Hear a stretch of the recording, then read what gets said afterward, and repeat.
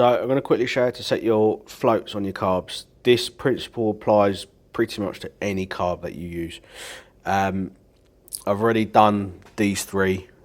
I'm going to be doing this one. This one I've set purposely incorrectly, just for the sole use of this video.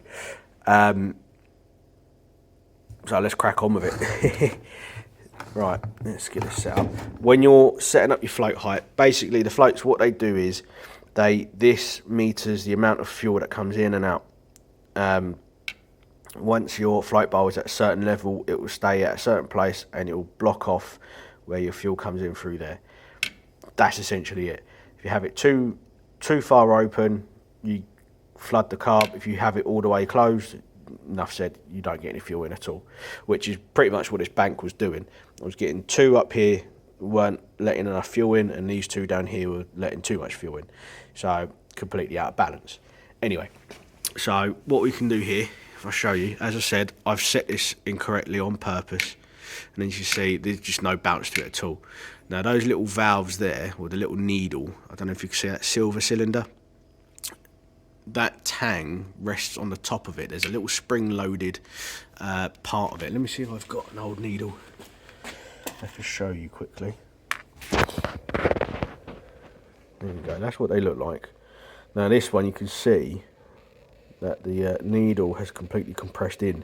So that was one of the reasons why one of them's letting too much fuel in. I think I've got another one. There we go. That little notch on the top, they are spring loaded. I'm gonna pull that clip off quickly and I'll show you. Right, so then we're back. You see it goes in, recesses in, so that will help spring your float back into action. Right, anyway, so let's crack on.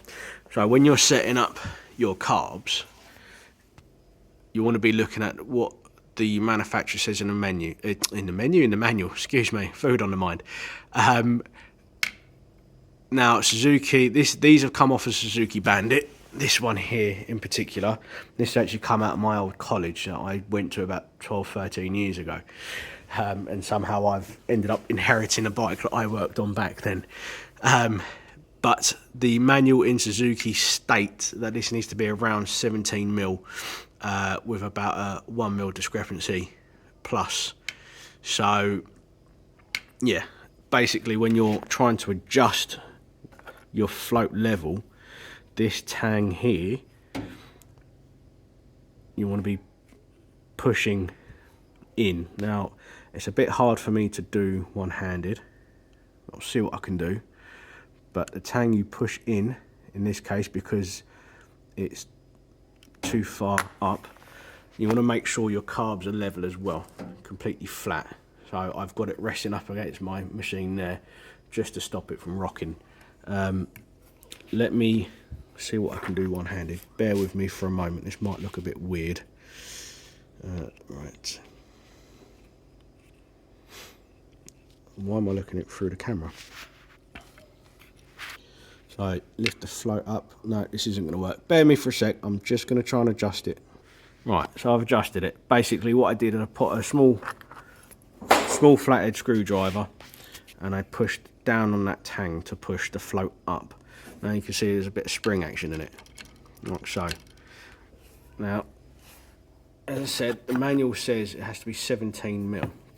So when you're measuring, without dropping your tools, you want to get your ruler. Doesn't matter what ruler, I prefer a steel ruler because they're a little bit more accurate sometimes, a lot of the times.